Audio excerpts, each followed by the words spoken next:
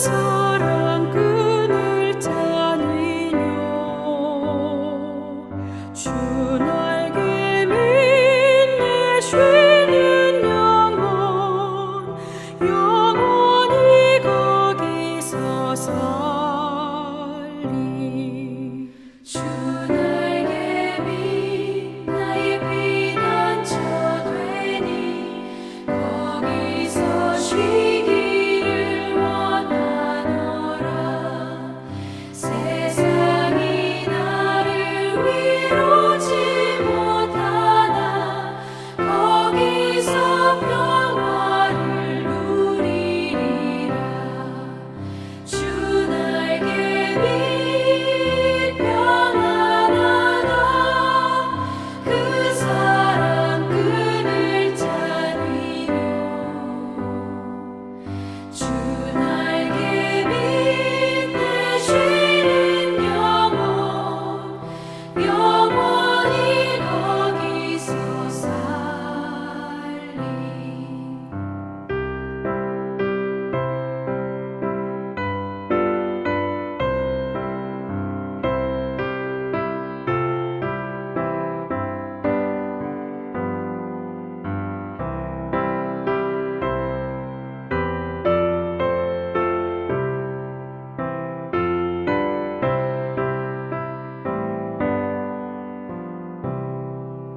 주 날개 밑 참된 기쁨이 있네. 고달픈 세상 길 가는 동안 나 거기 숨어 돌보심을 받고 영원한 안식을 얻으리라. 주 날개 밑 평안하다. 그 사랑 끈을 짜니며 주 날개 밑내 쉬는 영원히 거기서 살리.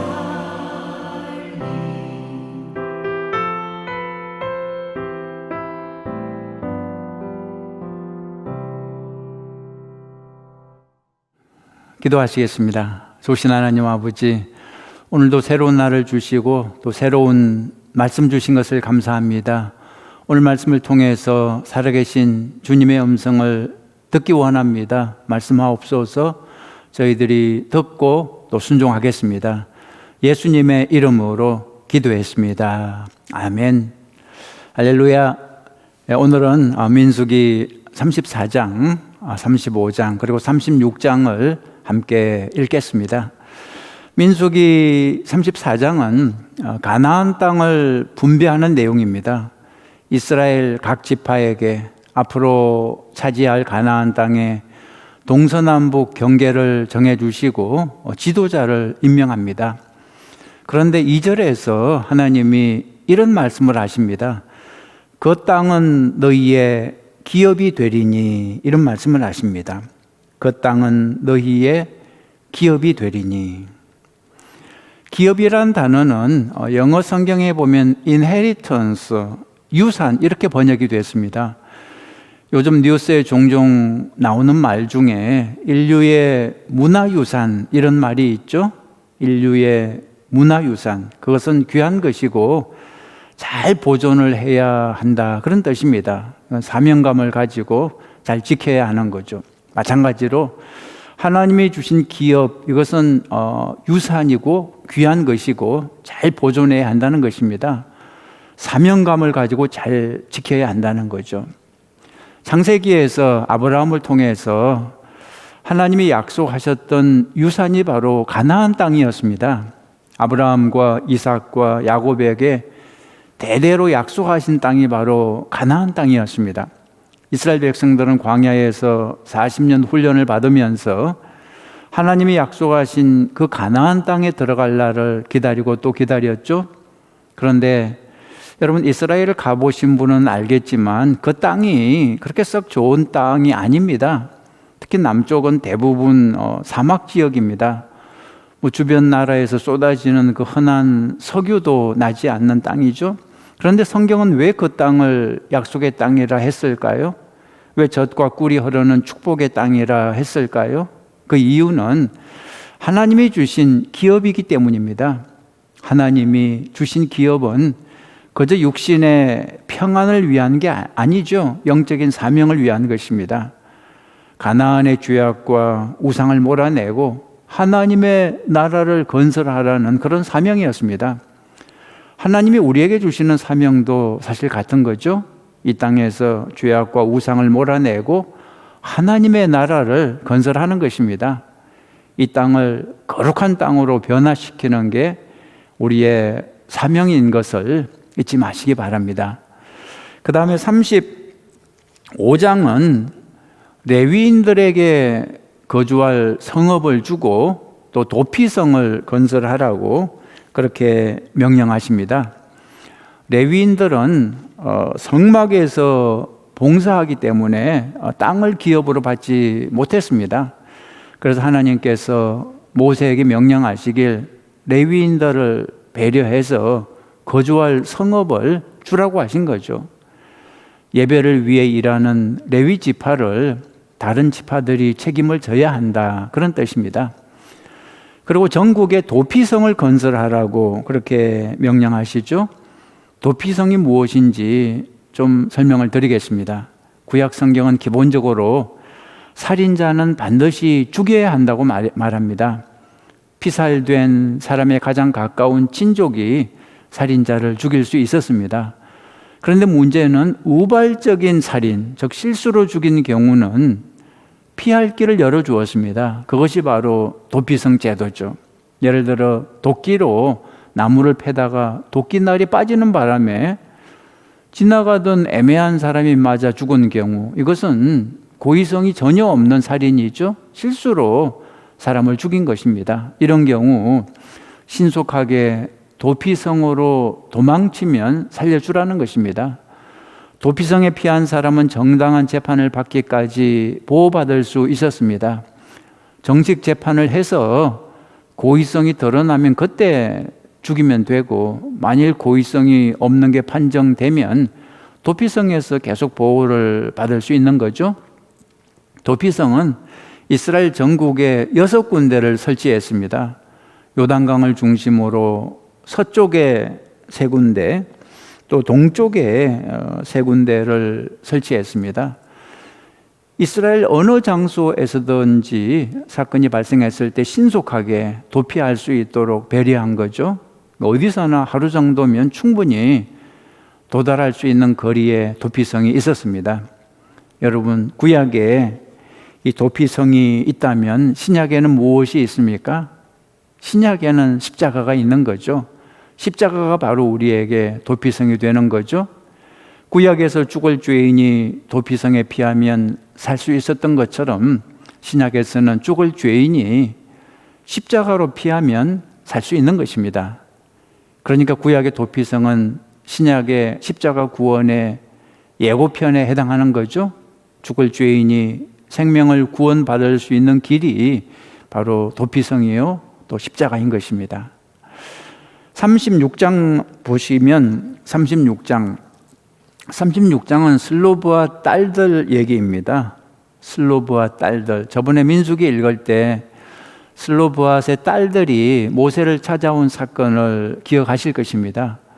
아버지 슬로브앗이 아들 없이 딸만 낳고 죽었는데 그 당시 딸들은 아버지의 기업을 상속받을 권리가 없었습니다. 그래서 슬로브앗의 딸들이 모세를 찾아와 아버지의 기업을 상속해 달라고 요청을 했던 거죠. 하나님은 그 여인들의 요청을 들어주라고 모세에게 지시했던 것을 기억하실 것입니다. 근데 오늘 성경에서는 슬로브앗의 딸들이 속한 므낫세 지파 족장들이 모세를 찾아왔습니다. 슬로브앗의 딸들이 다른 지파 사람들과 결혼하지 못하게 해달라 요청을 했습니다. 그 이유는 만약에 이 딸들이 다른 지파 사람들과 결혼을 하면 므낫세 지파의 지분이 다른 지파로 옮겨가니까 오직 므낫세 지파 사람들과 결혼하게 해서 기업이 다른 지파로 옮겨가는 것을 막아달라는 거죠. 이 요구 역시 하나님은 들어주셨습니다. 그런데 질문이 하나 생깁니다. 민수기가 이제 끝나는 이 마지막 장에 왜 이런 내용이 나오는 것일까요? 뭔가 좀 멋진 결론이 나와야 좋을 것 같은데 왜 기업을 안 뺏기게 해달라는 요구가 나올까요? 그러나 곰곰 생각해 보면 여기에도 하나님의 뜻이 있는 것을 알 수 있습니다. 하나님이 주신 기업이, 하나님의 유산이 그만큼 중요하다는 거죠.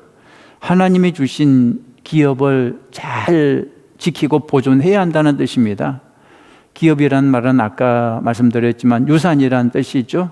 하나님이 주신 소중한 유산이란 뜻입니다.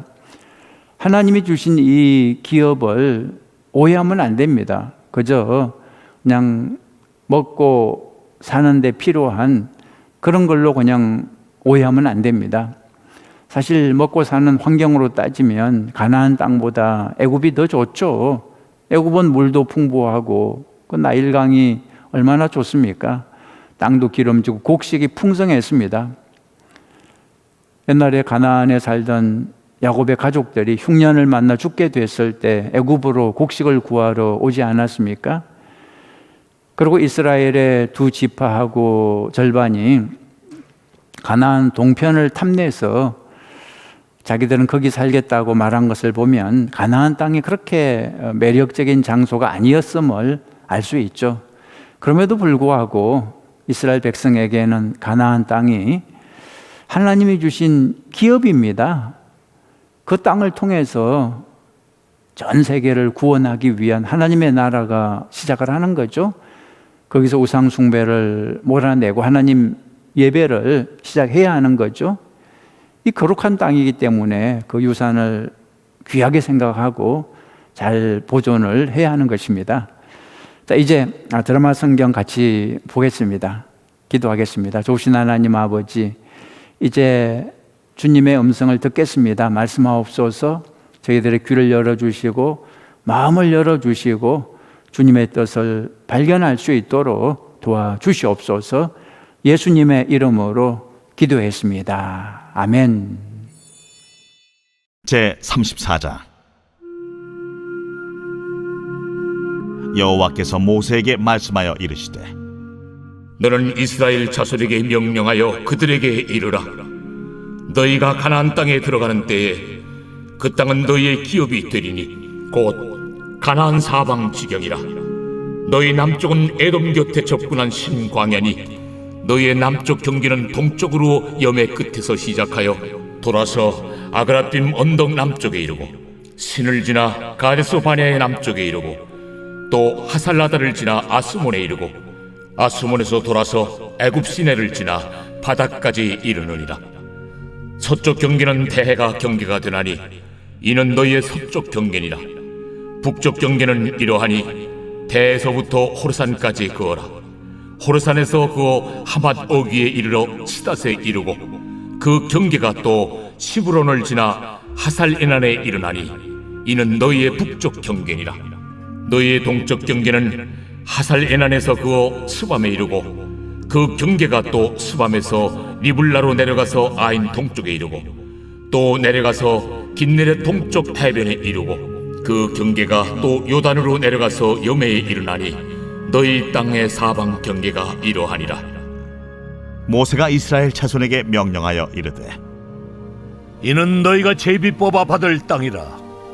여호와께서 이것을 9지파 반쪽에게 주라고 명령하셨나니 이는 루벤 자손의 지파와 갓 자손의 지파가 함께 그들의 조상의 가문에 따라 그들의 기업을 받을 것이며 므낫세의 반쪽도 기업을 받았음이니라. 이 두 지파와 그 반지파는 여리고 맞은편 요단 건너편 곧 해돋는 쪽에서 그들의 기업을 받으리라. 여호와께서 또 모세에게 말씀하여 이르시되 너희에게 땅을 기업으로 나눌 자의 이름은 이러하니 제사장 엘르아살과 눈의 아들 여호수아니라. 너희는 또 기업의 땅을 나누기 위하여 각 지파의 한 지휘관씩 택하라. 그 사람들의 이름은 이러하니 유다 지파에서는 여분네 아들 갈렙이요 시몬 지파에서는 암미우스의 아들 수멜이요 베냐민 지파에서는 기슬론의 아들 엘리다시요 단 자손 지파에서는 지휘관 요굴리 아들 붓기요 요셉 자손 중 므낫세 자손 지파에서는 지휘관 에봇의 아들 한니엘이요 에브라임 자손 지파에서는 지휘관 십단의 아들 그무엘이요 스불론 자손 지파에서는 지휘관 바르낙의 아들 엘리사반이요 이사갈 자손 지파에서는 지휘관 아산의 아들 발디엘이요 아셀 자손 지파에서는 지휘관 슬루미의 아들 아히우시요 납달리 자손 지파에서는 지휘관 암미우스의 아들 부다헬이니라. 이들이 여호와께서 명령하사 가나안 땅에서 이스라엘 자손에게 기업을 받게 하신 자들이니라. 제 35장. 여호와께서 여리고 맞은편 요단강과 모압 평지에서 모세에게 말씀하여 이르시되 이스라엘 자손에게 명령하여 그들이 받은 기업에서 레위인에게 거주할 성읍들을 주게 하고 너희는 또 그 성읍들을 두르고 있는 초장을 레위인에게 주어서 성읍은 그들의 거처가 되게 하고 초장은 그들의 재산인 가축과 짐승들을 둘 곳이 되게 할 것이라. 너희가 레위인에게 줄 성읍들의 들은 성벽에서부터 밖으로 사방 1000규빗이라. 성을 중앙에 두고 성 밖 동쪽으로 2000규빗, 남쪽으로 2000규빗, 서쪽으로 2000규빗, 북쪽으로 2000규빗을 측량할지니 이는 그들의 성읍에 들이며 너희가 레위인에게 줄 성읍은 살인자들이 피하게 할 도피성으로 6성읍이요 그 외에 42성읍이라. 너희가 레위인에게 모두 48성읍을 주고 그 초장도 함께 주되 너희가 이스라엘 자손의 소유에서 레위인에게 너희가 성읍을 줄 때 많이 받은 자에게서는 많이 떼어서 주고 적게 받은 자에게서는 적게 떼어줄 것이라. 각기 받은 기업을 따라서 그 성읍들을 레위인에게 줄지니라. 여호와께서 또 모세에게 말씀하여 이르시되 이스라엘 자손에게 말하여 그들에게 이르라. 너희가 요단강을 건너 가나안 땅에 들어가거든 너희를 위하여 성읍을 도피성으로 정하여 부지 중에 살인한 자가 그리로 피하게 하라. 이는 너희가 복수할 자에게서 도피하는 성을 삼아 살인자가 회중 앞에 서서 판결을 받기까지 죽지 않게 하기 위함이니라. 너희가 줄 성읍 중에 6을 도피성이 되게 하되 3성읍은 요단 이쪽에 두고 3성읍은 가나안 땅에 두어 도피성이 되게 하라. 이 6성읍은 이스라엘 자손과 타국인과 이스라엘 중에 거류하는 자의 도피성이 되리니 부지 중에 살인한 모든 자가 그리로 도피할 수 있으리라. 만일 철연장으로 사람을 쳐 죽이면 그는 살인자니 그 살인자를 반드시 죽일 것이요 만일 사람을 죽일 만한 돌을 손에 들고 사람을 쳐 죽이면 이는 살인한 자니 그 살인자는 반드시 죽일 것이요 만일 사람을 죽일 만한 나무 연장을 손에 들고 사람을 쳐 죽이면 그는 살인한 자니 그 살인자는 반드시 죽일 것이니라. 피를 보복하는 자는 그 살인한 자를 자신이 죽일 것이니 그를 만나면 죽일 것이요 만일 미워하는 까닭에 밀쳐 죽이거나 기회를 엿보아 무엇을 던져 죽이거나 아기를 가지고 손으로 쳐 죽이면 그 친자는 반드시 죽일 것이니 이는 살인하였음이라. 피를 보복하는 자는 살인자를 만나면 죽일 것이니라. 악의가 없이 우연히 사람을 밀치거나 기회를 엿봄이 없이 무엇을 던지거나 보지 못하고 사람을 죽일 만한 돌을 던져서 죽였을 때에 이는 악의도 없고 해하려 한 것도 아닌즉 회중이 친자와 피를 보복하는 자 간에 이 규례대로 판결하여 피를 보복하는 자의 손에서 살인자를 건져내어 그가 피하였던 도피성으로 돌려보낼 것이요 그는 거룩한 기름 부음을 받은 대제사장이 죽기까지 거기 거주할 것이니라. 그러나 살인자가 어느 때든지 그 피하였던 도피성 지경 밖에 나가면 피를 보복하는 자가 도피성 지경 밖에서 그 살인자를 만나 죽일지라도 피 흘린 죄가 없나니 이는 살인자가 대제사장이 죽기까지 그 도피성에 머물러야 할 것이니라. 대제사장이 죽은 후에는 그 살인자가 자기 소유의 땅으로 돌아갈 수 있느니라. 이는 너희의 대대로 거주하는 곳에서 판결하는 규례라.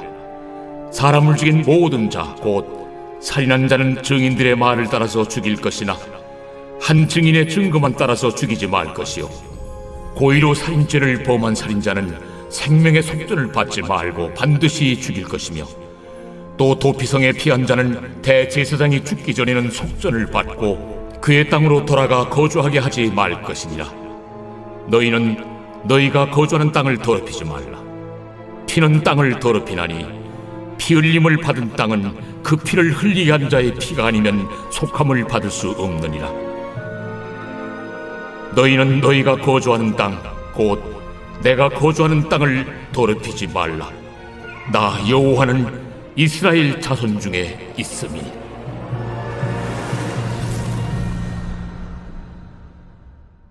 제 36장.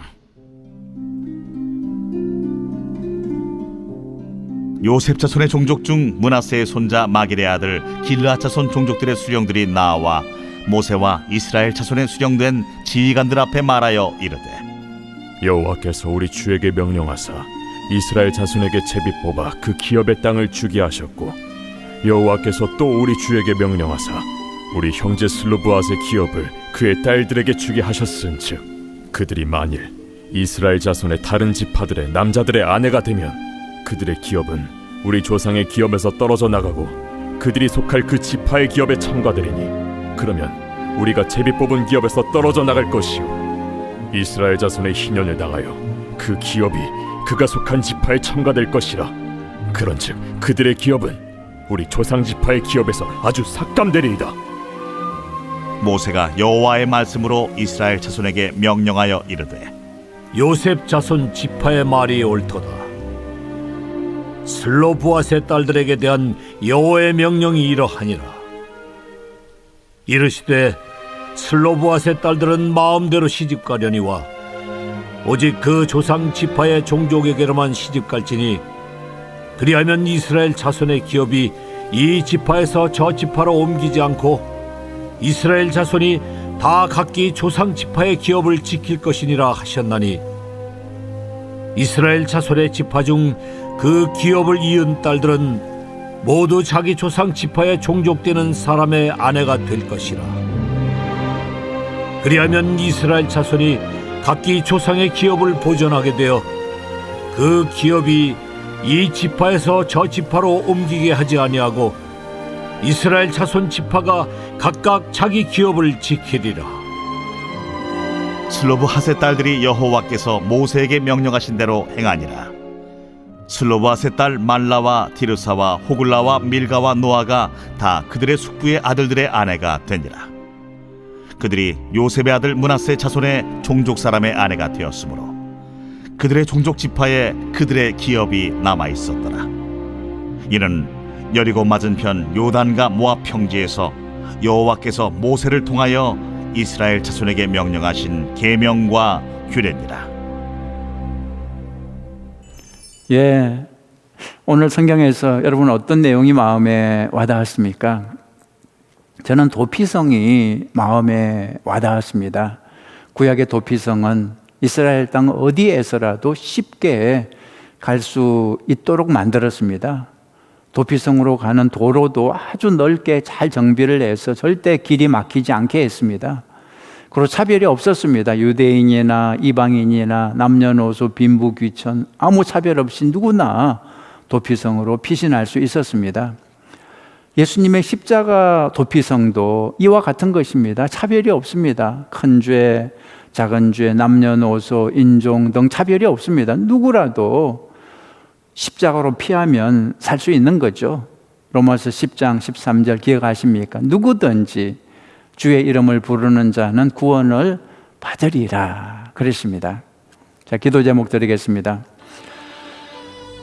첫째, 예수님이 우리의 도피성인 것을 믿고 주님께 피하는 저희들 되게 하옵소서. 그렇게 기도하시기 바랍니다. 예수님이 우리의 도피성입니다. 누구든지 주의 이름을 부르면 구원받을 수 있습니다. 살 수 있습니다.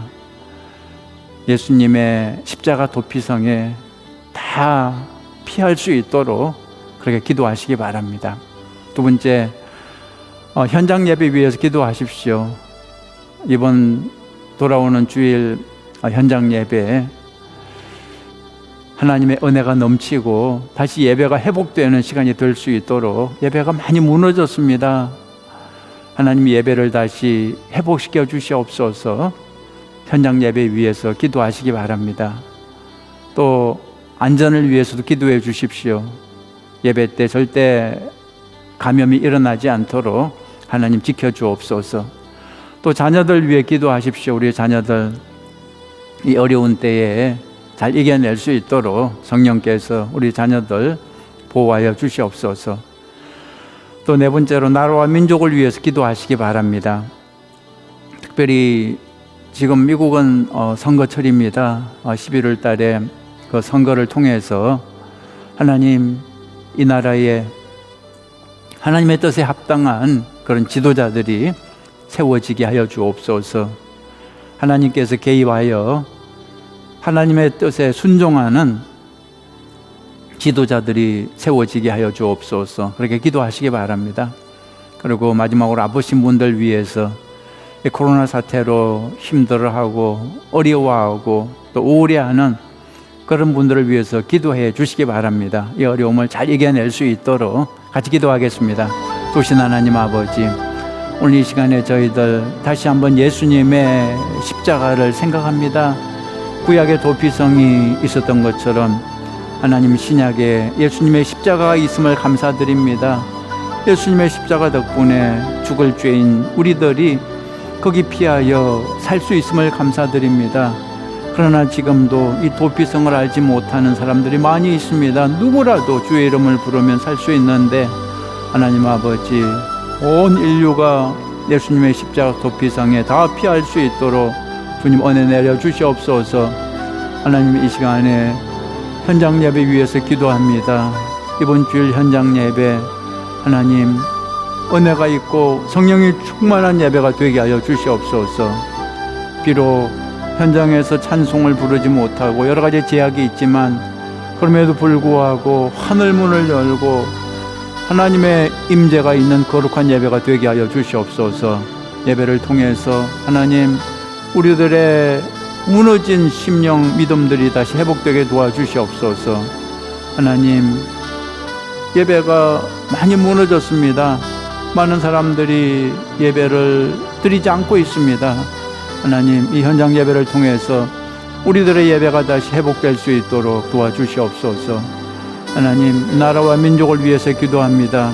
우리의 조국 대한민국 하나님 기억해 주시고 불쌍히 여겨 주시고 우리 대한민국이 다시 주님 앞으로 돌아오게 하시고 다시 영적으로 회복되게 도와주시옵소서. 하나님을 예배하는 나라와 민족이 되게 하여 주시옵소서. 우리가 살고 있는 이 미국 나라 위해서 기도합니다. 하나님 11월 달에 선거가 있습니다. 하나님 그 선거를 통해서 하나님이 기뻐하시는 지도자들이 세워지게 하여 주시옵소서. 하나님께 순종하는 지도자들이 세워지게 하여 주시옵소서. 이 나라가 다시 하나님을 경외하는 나라로 다시 새롭게 되게 하여 주시옵소서. 하나님 코로나 사태로 우리 자녀들이 힘들어하고 지금도 질병으로 또 사업이 어려워서 고통당하는 형제 자매들이 있습니다. 하나님 그들을 불쌍히 여겨주시고 하나님께서 치유하시고 회복하여 주시옵소서. 이 어려운 때를 통해서 전화위복이 되어서 하나님 다시금 빛을 발하는 삶을 살아갈 수 있도록 축복하여 주시옵소서. 하나님 이 새벽에 우리가 올려드리는 기도 제목 하나님이 다 들으시는 것을 믿습니다. 하나도 땅에 떨어지지 않고 다 주님께 상달되게 하여 주시옵소서.